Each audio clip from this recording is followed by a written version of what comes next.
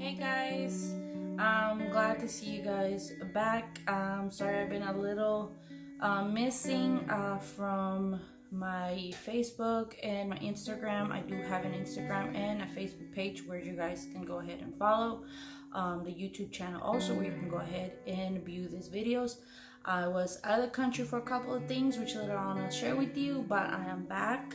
Thank you for a lot of the positive feedback from different people that actually did not know a little bit of my testimony in my life. I'm very grateful for that. Thank you for a lot of the thoughts and a lot of the people sharing, and a lot of the people that actually saying, I am going through this and I really didn't know how to explain it. I was a little bit afraid to come out and kind of say it. Thank you for being kind of the way of speaking out. That's the main purpose of why I made this series, because I believe that anybody could go through this. If you're going through some kind of problem in your life and maybe you're a little bit apprehensive about sharing it or talking about it, then this is a kind of a way to know that you are not alone, that there's a lot of people that go through it, and you will make it out of the other side. Kind of catching back to where I was, we touched bases a little bit. I then left off at where I went back in the US, and I was already, I want to say maybe 11, 12. We were on the States already, kind of, you could say, putting my life back together as a preteen, then just taking everything in. I mean, just kind of the past year that I had shared with you guys before and what had happened and everything. I went ahead and I was trying to make new friends. I do want to make clear that when I did get to the States, I did not speak any English, nor did I understand what anybody said. It was very hard for me. I faced a lot of bullying. I faced a lot of judges, like people judging me a lot because I didn't speak any English. And it can be cruel. It can be cruel when you are 12, 11, going to school, not understanding anything, people saying maybe some mean things, just saying some inappropriate words, and I felt really bad, and that kind of put this layer of going through all this stuff that I had already gone through, really bad stuff, and then kind of putting that other layer of feeling judged, feeling bullied, lonely. I didn't really know who to speak with, no one didn't really understand me, and then I felt kind of really trapped. And in those months, my anxiety went to a really big depression. I went to a depression state where I developed colon cancer in a kind of an early stage. I couldn't eat. I couldn't enjoy life as I would want to. I really couldn't do much of what maybe a regular kid nowadays does. If I watch TV, if I try to eat, if I try to do anything, nothing really brought me joy and comfort. I felt really alone. I felt really pulled apart from the world. I felt like no one really understood what I was going through. Have in mind that I do have other people that were happy to see me, were very eager to see me, but know that, okay, I do apologize, that's my dog, which later on we'll get to. He doesn't really like to be outside, but he has to be outside. And trying to explain to someone, like maybe your mom, your father, or any kind of family, I feel this, I feel sad, I feel desperate, I feel lonely, I feel like there's no hope for me, there's nothing. And kind of putting it all together and trying not to sound like the typical word that comes to our brain whenever we're going through depression or anxiety is, am I going crazy? And yes, just like anybody that maybe has gone through depression or anxiety, that's the main word. That's your brain going through 1,000 miles thinking, why me? Why am I going with this? What happened to me? Haven't I had enough? You just see the end. You don't see hope. There is nothing. You don't know how to explain it. So put yourself in my shoes and kind of experience that with me. I was about 12, 11, those hormones plus everything we just went through in my first series. And if you haven't seen it, please go ahead and see that one first. And just kind of putting it all. It was just a lot for me to handle. I stopped eating. I stopped going out. I stopped wanting to meet with family. I stopped wanting to go to school. I stopped wanting to do a whole bunch of things. It was just really hard.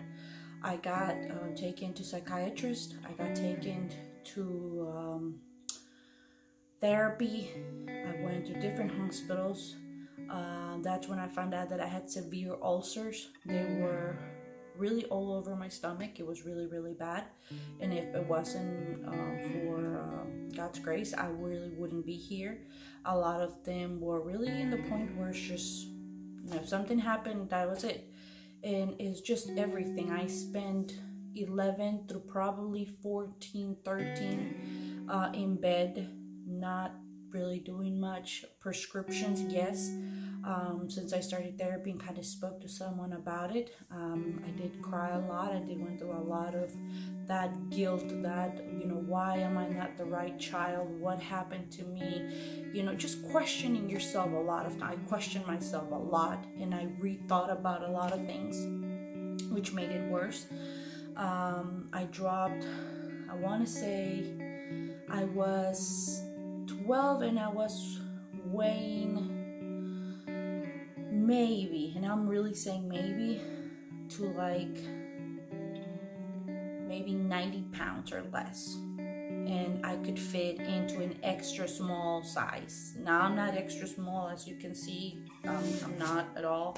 Never been extra small. But in that time of my life, I did. I couldn't really find clothes to wear because I was really, really skinny. My parents encouraged me. Did everything they could. I had to eat, I had to do things, I had to keep going. But just like everybody else out there that maybe is not going through what you're going through, is gonna want the best for you, which is, but taking a shower, it's so easy, eating, it's so easy. Just, ignore it and you're gonna feel fine, and that you're just feeling sad for a little bit. It's gonna go away. You just need to get out there and do it. Yes, I've heard it all. And it's not that a person that goes through it is ignoring your advice, and I think that whoever's giving this to someone that's going through depression is not trying to find the bad in you, or maybe they're just being mean. No, they're not. It's just you have to put yourself in the shoes of that person. You had to be me to be able to understand me. I don't know if it makes sense to anybody out there, if I'm reaching a point to anybody. I had a lot of that. And get out there and do this, and you're gonna get out, and but I was locked in here of so much things.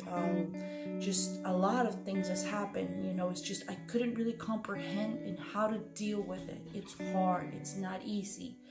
I used to cry myself to sleep. I would think, am I going crazy? What's going to happen to me? Am I ever going to meet someone that will love me the way that I am? How can I explain to them? Will I ever have kids? Will I be a good mom?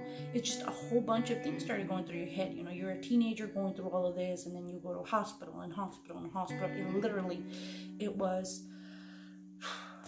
5-6 years of medication. No, this one didn't work. Medication, this one didn't work. It's just a whole bunch of things. Trying out different things. It almost feels like you're an experiment, like a guinea pig. You don't know. One day you wake up good, and the next day you're worse. The next day you can't comprehend if life is even worth living. It was really, really that tough for me. And a lot of the people that maybe do know me would never have really pictured this or imagined that I was going through this, because a lot of the people that deal with depression, anxiety, or panic attacks have this: the cover, the face, the stamp, the block that we put where everything is great and life is perfect and we couldn't be happier. But in here, you're lost. You are crying. You are desperate. You want something. You feel hopeless. And it's so hard to break out of that. Even if you have 1,000 pills and help and therapy and all of that, it is hard. It's not easy. And after so many prescriptions that you finally get put, you find that correct one, and life seems to have a meaning again. The shine seems like it's shining more, and maybe that one clothes that you saw at the store actually today looks prettier than it did yesterday, and that food that maybe was disgusting yesterday, you might want to give it a whirl today. And I went through that. I started on medication. I was about taking, including my medication for my colon and my ulcers and everything, maybe 40 pills a day. Yes, 40 pills a day with different kind of brands, with different kind of dosages, which being, morning, afternoon, you got to take this one, you got to take that. It was just a mixture of things. And it was hard. It was hard because I couldn't eat certain things, I couldn't do certain things, but life seems great. For once, life was bright again, and I could do things, and I could get out and speak to people, and everything was perfect, but not what you would want. Yes, I'm not saying anything, and I don't have anything against antidepressants. I think that they play a big role when you're where you are, and if you're feeling in a dark hole like I really was, it helps you to speak with someone, to have the backup from someone to speak with. And yes, I was. I'm still am, to maybe a surprise to anyone. I am still on antidepressants, and it's not an easy thing because a lot of things have changed, which I will spread out. But there is a lesson in all of this, and I want you to know that there is a lesson in all of this, and you're not alone. You're not alone. Don't feel like I have to take, no, you don't. Everybody finds the right path and where you need to go to feel good again. After taking 40 something pills, and I don't even know what is it, tests, money, I'm just hospital from hospital, going into emergency room, going to urgent care, going to another emergency room, just not knowing what was gonna happen, just completely lost. We hit the ages of 15, 17, and start making the most horrible decisions. Being on antidepressants, life had a meaning again. My family is Christian. Yes, I believe in the power of prayer. I believe in the power of healing. But in that specific moment, I felt like someone had forgotten me. Someone had just kind of given all the great things in life to somebody else out there. And what about me? What about my journey? When was I gonna feel okay? Yeah, you got prescriptions, and yeah, it makes you feel great, and life is great, and you get to go out, and you're finally adapting. I'm finally learning to speak English. Everything is great. Okay, great. But I felt lost, like that specific person for me that's supposed to cover me, protect me, that it's so told will never abandon you. Everybody else in the world can abandon you, but he will never abandon you. I felt me. It is my thoughts sharing to you. Felt like he forgot me. And I felt lost. And where I found comfort, I found comfort in smoking, in clubbing. I found comfort in the wrong crowd, dating the wrong people, getting away as much as I could from church. I remember many times my mom telling me, hey, why don't you go to church? There is this thing about youth. And I said, no, I don't want to know anything about that. I have to go to club today. I'll be back maybe 10, 11. I would end up coming back maybe 1 or 2. Will I get the scream of a lifetime? Yes. I would get the talk, but it really didn't matter. I never did drugs.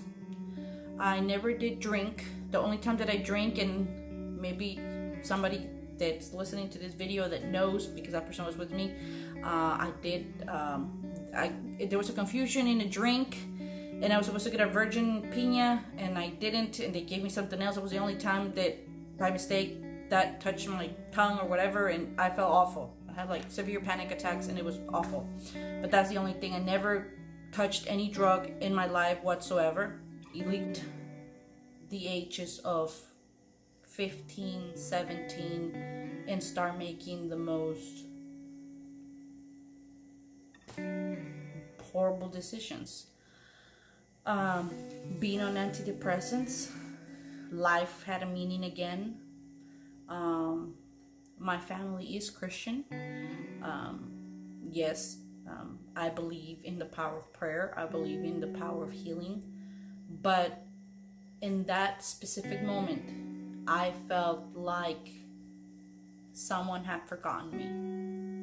Someone had just kind of given all the great things in life to somebody else out there. And what about me? What about my journey?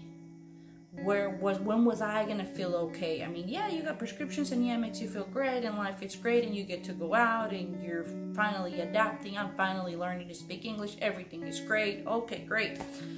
But I felt lost. Like that specific person for me that's supposed to cover me, protect me, that it's so told will never abandon you. Everybody else in the world can abandon you, but he will never abandon you. I felt it is my thoughts sharing to you, felt like he forgot me. And I felt lost. And where I found comfort, I found comfort in smoking, in clubbing. I found comfort in the wrong crowd, dating the wrong people, getting away as much as I could from church. I remember many times my mom telling me, hey, why don't you go to church? There is this thing about youth. And I said, no, I don't want to know anything about that. I have to go to club today. I'll be back maybe 10, 11. I would end up coming back maybe 1 or 2. Will I get the scream of a lifetime? Yes. I would get the talk, but it really didn't matter. I never did drugs. I never did drink. The only time that I drink, and maybe somebody that's listening to this video that knows, because that person was with me,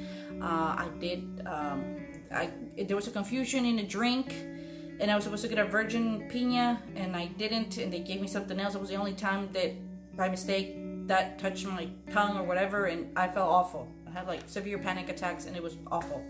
But that's the only thing. I never touched any drug in my life whatsoever, illegal drugs or anything like that, but just surrounded myself with negative people.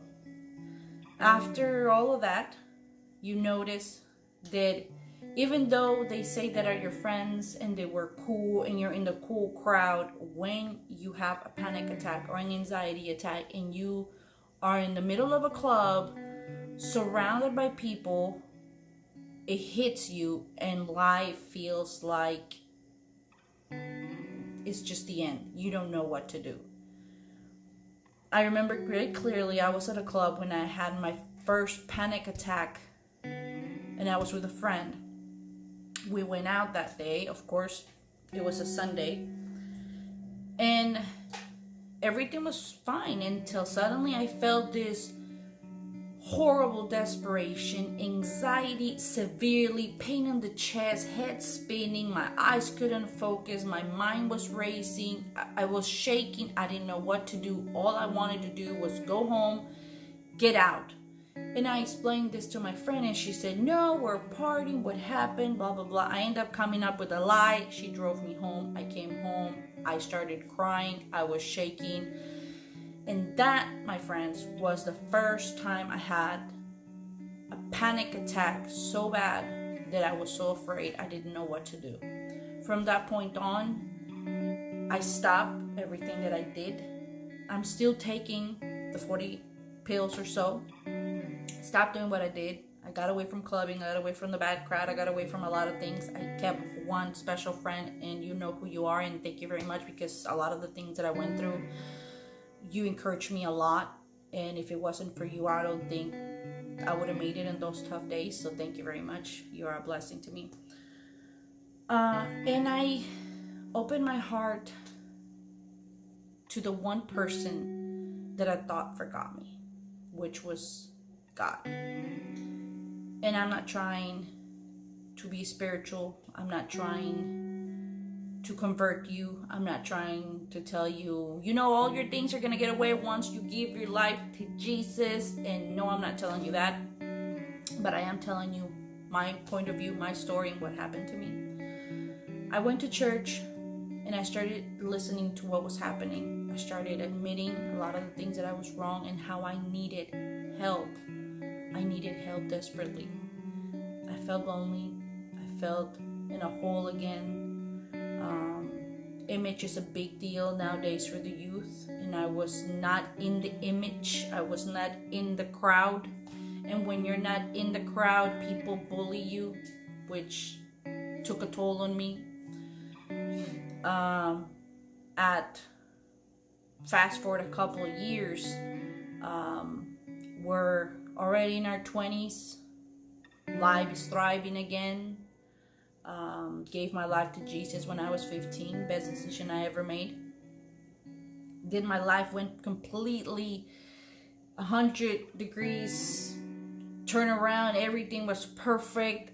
We were on top of the world. No, I'm not gonna come and lie to you here, because this is a series that I'm gonna tell you the truth and how my life went.